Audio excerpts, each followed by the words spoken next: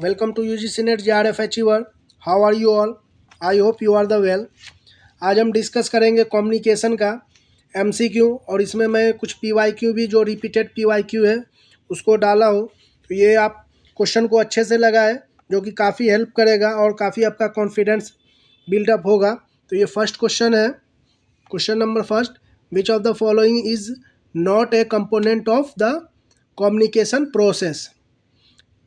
तो ये communication process का कौन सा कंपोनेंट नहीं है? Not component. आप नॉट वर्ड को जो है ना एग्जाम में थोड़ा अच्छे से केयर करके पढ़ेंगे। तो कौन सा कंपोनेंट नहीं है कम्युनिकेशन का? सेंडर, चैनल, रिसीवर और इंटरफेरेंस। तो ये कौन सा नहीं होगा? इसका फर्स्ट का आंसर होगा ऑप्शन नंबर ये डी, क्योंकि ये सेंडर भी होगा, चैनल भी होगा, रिसीवर भी होगा। ठीक है, कोई भी इफेक्टिव कम्युनिकेशन में आप सेंड करेंगे और कम्युनिकेट करने का कोई चैनल होगा, ठीक है, और रिसीवर भी होगा। ठीक है, तो ये 3 आएगा, ये 4 नहीं आएगा। ठीक, डी नंबर ऑप्शन नहीं आएगा। अब आते हैं क्वेश्चन नंबर सेकेंड पे। The term noise in communication refer to.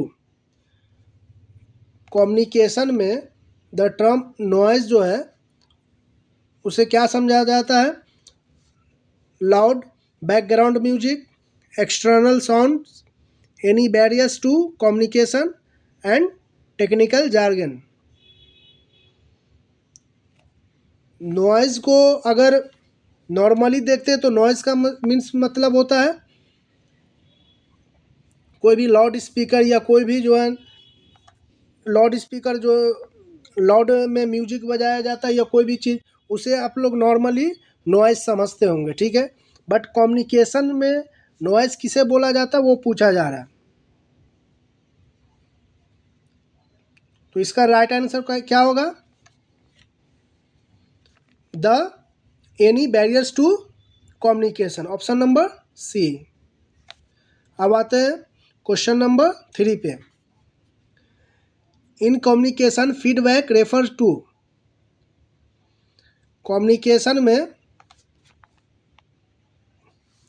Feedback से क्या मतलब है? The response from the receiver. Receiver से आप कोई रिस्पॉन्स आप रिसीव करते हैं। ठीक है, the message from the sender, the signal from the environment, noise in the process. तो ये फीडबैक से क्या क्या मीन है कम्युनिकेशन में? The response from the receiver. आप कोई भी कम्युनिकेट करते हैं किसी सेकेंड पर्सन को, ठीक है, उससे जो फीडबैक आता है उसी को उसको जो आप रिसीव करते हैं उसी को फीडबैक बोला जाता है। तो the response from the receiver. ठीक है, तो इसका राइट आंसर होगा ऑप्शन नंबर ए। अब आते हैं ऑप्शन क्वेश्चन नंबर 4 पे। Which communication type uses body language and physical expression. कौन से कम्युनिकेशन में आप body language and physical expression को आप यूज़ करते हैं? Verbal communication, written communication and non verbal communication and mass communication. तो ये वर्बल कम्युनिकेशन में तो आप कोई भी बातों को बात बोल के कोई भी कम्युनिकेट करते हैं। ठीक है, वर्बल कम्युनिकेशन में आप किसी से बात करके या रिटन कम्युनिकेशन आप किसी से को रिटन कुछ बोलते हैं और उसका जो आपको रिस्पॉन्स मिलता है, ठीक है, तो वो रिटन कम्युनिकेशन में आएगा। नॉन वर्बल कम्युनिकेशन में आप बॉडी लैंग्वेज या बॉडी जेस्चर ऐसा कुछ दे के physical expression and I contract ऐसे करके आप नॉन वर्बल, जिसमें कुछ आप बिना बोले कुछ कम्युनिकेट कर रहे हैं सामने वाले को, ठीक है, तो उसको नॉन वर्बल कम्युनिकेशन बोला जाता है। ऑप्शन नंबर 3 सी। अब आते हैं क्वेश्चन नंबर 5 पे। Which model of communication emphasized sender message and receiver only. कौन से मॉडल ऑफ कम्युनिकेशन में emphasize sender message and receiver only होता है? शैनन एंड वेवर्स मॉडल, वर्लो का SMCR model, interactive model and linear model.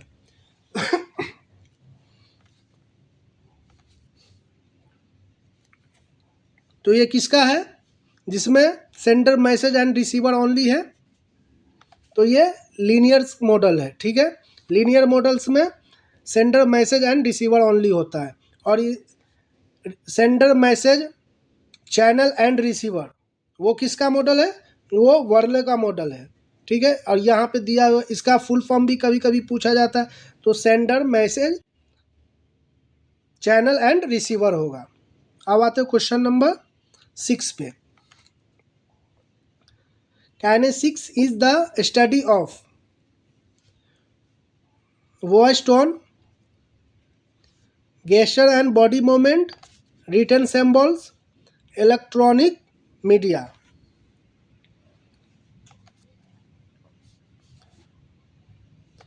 तो ये kinesics is the study of, क्या होगा, काइनेसिक्स में जो आप लोग पढ़े होंगे, इसमें जो है ना बॉडी लैंग्वेज के जरिए जो है आप कोई भी कम्युनिकेट करते हैं। ठीक है, तो ये आएगा gesture and body movement, option number B.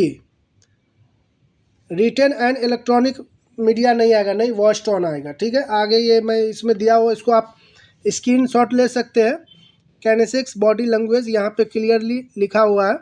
ठीक है, और भी इसका पार्ट है, वो आगे मैं देखता हूँ, कोई क्लास लेता हूँ, तो यहाँ पे body language means use of body movement, physical expression, gesture and posture ETC as a means of communication, ये काइनेसिक्स मॉडल में आता है। ठीक है, तो आप लोग इसका स्क्रीनशॉट लेके पढ़ सकते हैं।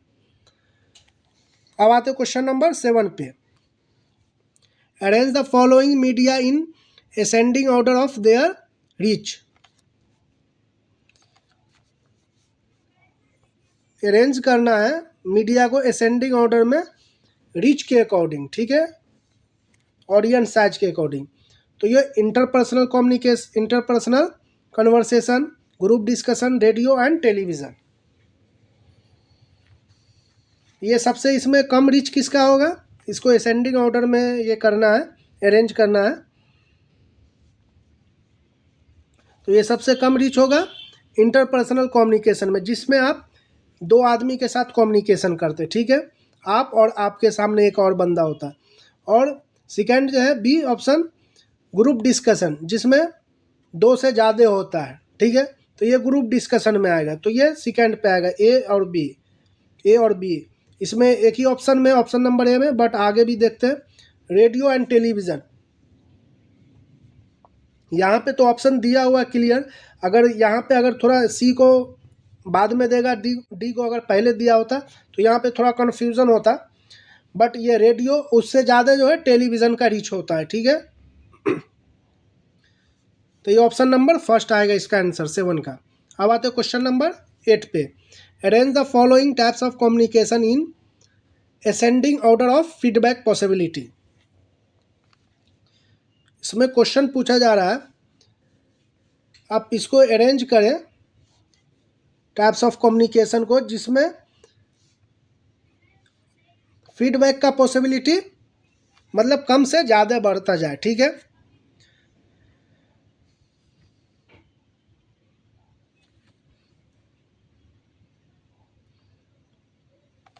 तो इसमें सबसे कम फीडबैक का पॉसिबिलिटी किसमें है, इसमें मास कम्युनिकेशन में।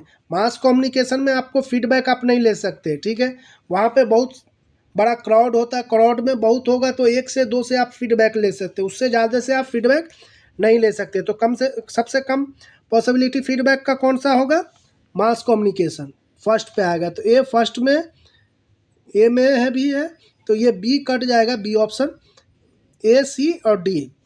अब आएगा interpersonal communication, group communication and intrapersonal communication. तो मास कम्युनिकेशन के बाद किसमें फीडबैक का पॉसिबिलिटी कम है, तो ये ग्रुप कम्युनिकेशन में, इसमें भी कम है, तो ये आएगा सी। तो सी, तो ये डी ऑप्शन भी कट गया, अब बचा सी और ए। ग्रुप कम्युनिकेशन के बाद interpersonal communication and intrapersonal communication. सबसे पहले आप इंटरपर्सनल कम्युनिकेशन को समझिए। इंटरपर्सनल कम्युनिकेशन मैं पिछला क्वेश्चन में भी बताया हूँ कि आप दो आदमी के साथ बात करते हैं तो वो आप और आपके सामने कोई और हो तो वो इंटरपर्सनल कम्युनिकेशन में आता है, ठीक है। इंट्रापर्सनल कम्युनिकेशन मीन्स आप सेल्फ से बात कर रहे हो, ठीक है, सेल्फ में कुछ डिस्कशन कर रहे हो। सेल्फ से भी बहुत कुछ आदमी बातें करता है, ठीक है, तो वो इंट्रापर्सनल कम्युनिकेशन का पार्ट है। तो सबसे ज़्यादा फीडबैक का पॉसिबिलिटी किस में है, इससे भी आप समझ सकते हैं। तो इंट्रापर्सनल कम्युनिकेशन में, तो इंट्रापर्सनल कम्युनिकेशन डी लास्ट में आएगा, इसमें सी में बी है लास्ट में, ठीक है। तो इसका राइट आंसर होगा option number A C B D. ये ग्रुप डिस्कशन के बाद, ग्रुप कम्युनिकेशन के बाद आएगा interpersonal communication, after that intrapersonal communication. अब आते हैं question number 9। Arrange the stage of the communication process in the correct sequence.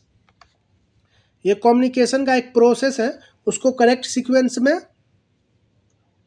आपको अरेंज करने का है।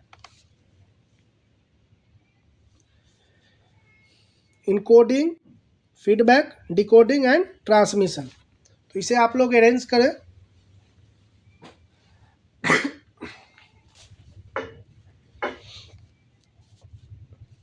तो इसमें सबसे पहले क्या आएगा,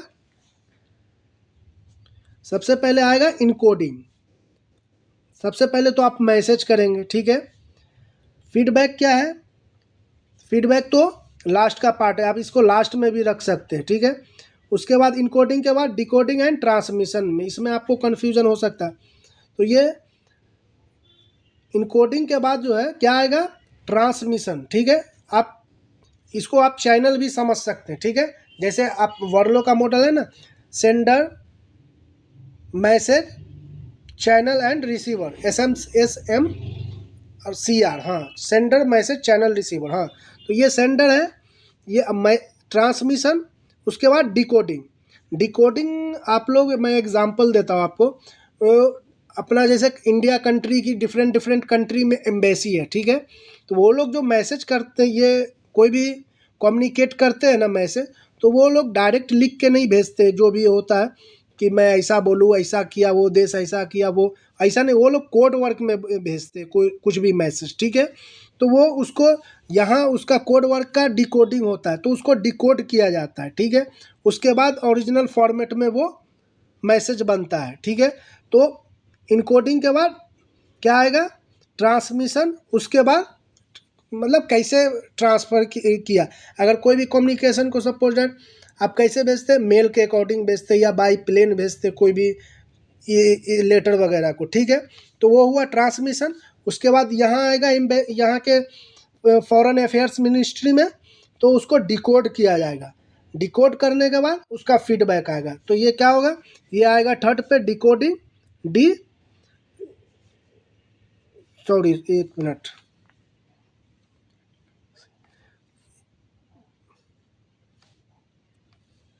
ये फर्स्ट पे आएगा इनकोडिंग, उसके बाद ट्रांसमिशन, डिकोडिंग एंड लास्ट में फीडबैक। तो ये क्या है, ADCB option number third C. I hope आपको इस क्वेश्चन समझ में अच्छे से आया होगा, और अगर क्वेश्चन समझ में आया तो लाइक और सब्सक्राइब करें। अब आते हैं क्वेश्चन नंबर 10 पे। क्वेश्चन नंबर 10 है, arrange the following barriers to communication in ascending order of their origin in the process.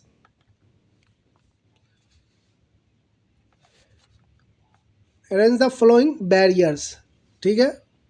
Ascending order में आपको इसको अरेंज करने का है।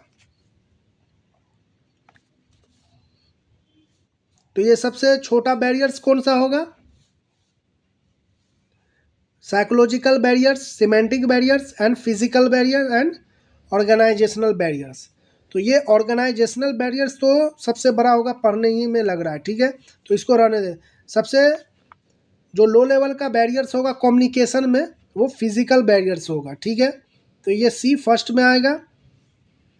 सी फर्स्ट में 3 में, ठीक है। सी के बाद क्या आएगा, सी के बाद बी आएगा, सेमेंटिक बैरियर, ठीक है। तो सी बी, सी बी, तो ये भी कट गया बी ऑप्शन और सी ऑप्शन। उसके बाद साइक्लो ये लास्ट में आएगा क्या, डी, तो डी है ए में, ठीक है। तो इसका लास्ट ये ऑप्शन नंबर ए होगा, फिजिकल बैरियर, सेमेंटिक बैरियर, उसके बाद psychological barriers, after that organizational barriers, option number A. अब आते हैं क्वेश्चन नंबर, ये आप इसको डिफिनेशन को आप लोग अच्छे से पढ़ सकते हैं, इसका स्क्रीनशॉट लेके। अब आते हैं क्वेश्चन नंबर 11 पे। Question number 11, arrange the following levels of communication in ascending order of complexity, intrapersonal, interpersonal, group and mass communication.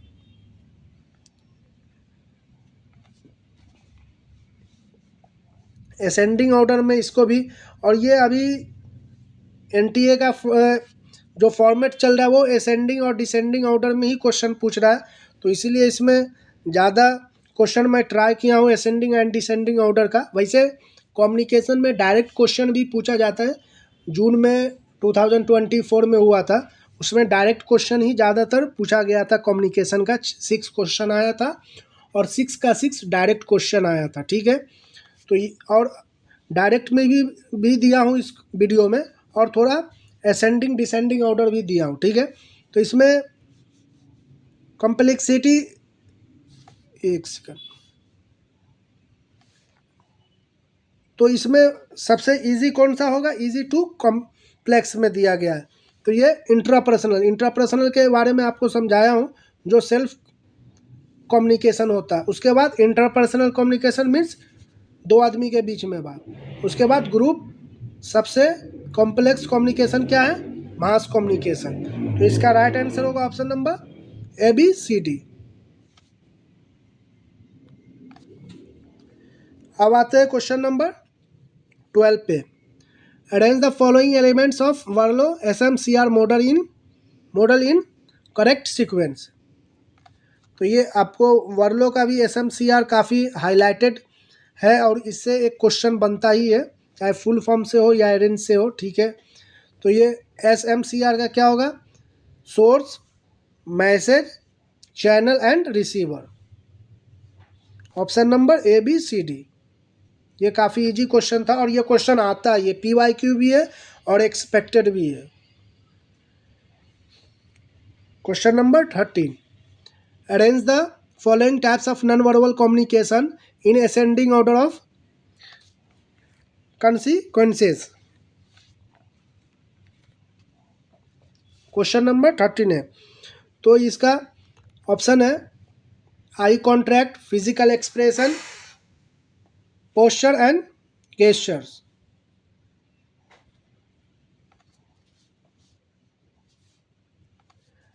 Arrange the following step, ascending order में आपको ये करना है, अरेंज करने का।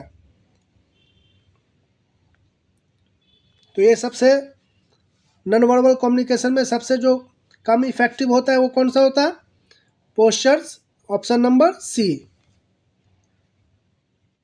उसके बाद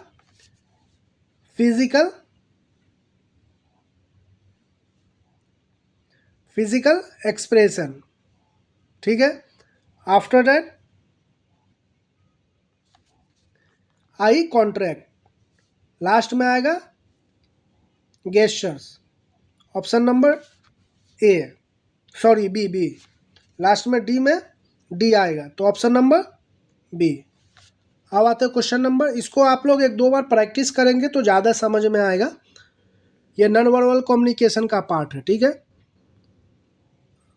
अब आते हैं क्वेश्चन नंबर 14 पे। एक grapevine is an example of which type of communication.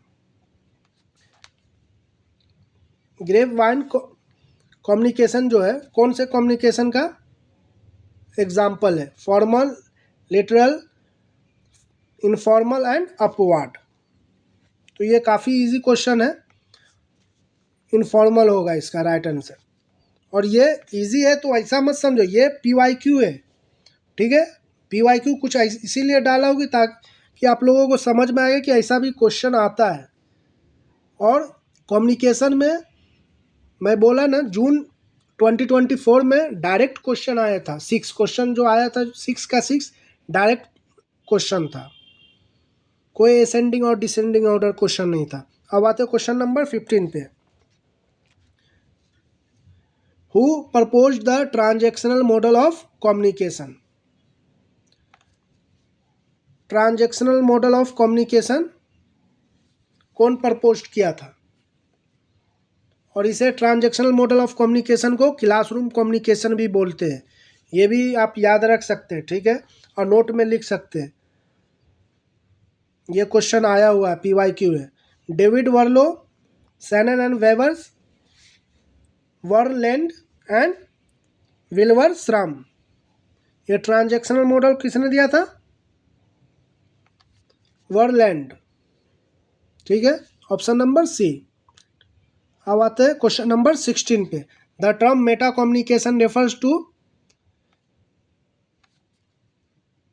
Meta communication refers to hidden communication, communication about communication, face to face talk and group discussion.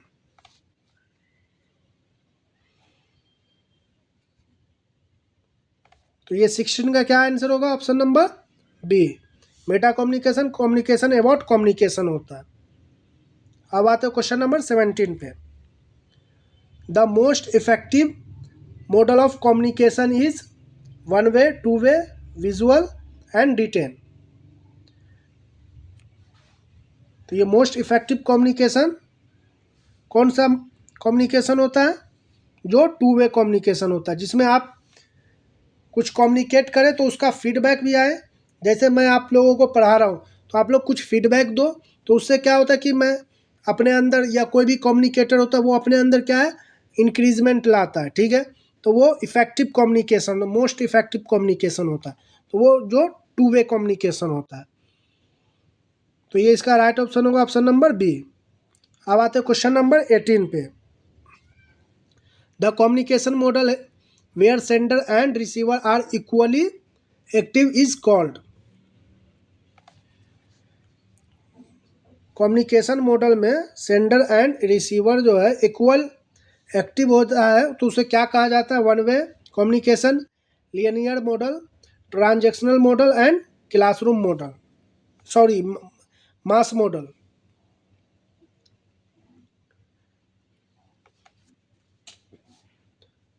इसमें मैं आपको पिछला क्वेश्चन में बताया था, तो इसका राइट आंसर होगा option number C, transactional model. इसमें सेंडर एंड रिसीवर जो है इक्वली एक्टिव होता है।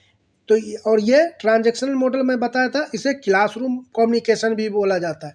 तो इसको आप अगर जोड़ के देखेंगे तो आपको ज़्यादा समझ में आएगा। उसमें क्या है, टीचर और student both are equal to participate, ठीक है, दोनों इक्वल इसमें पार्टिसिपेट करता है। अब आते क्वेश्चन नंबर, ये आप इसको डिटेल्स में इसका स्क्रीनशॉट लेके समझ सकते हैं, लीनियर मॉडल ऑफ कम्युनिकेशन का। इसमें लीनियर का भी डाला हूँ और ट्रांजैक्शनल का भी डाला हूँ, इसे आप लोग समझ सकते हैं। अब आते क्वेश्चन नंबर 19 पे। The Shannon Weaver's model is also known as mathematical model, cognitive model, expressive model and feedback model. जो शैनन मॉडल होता है उसे आप इसको also known as mathematical model.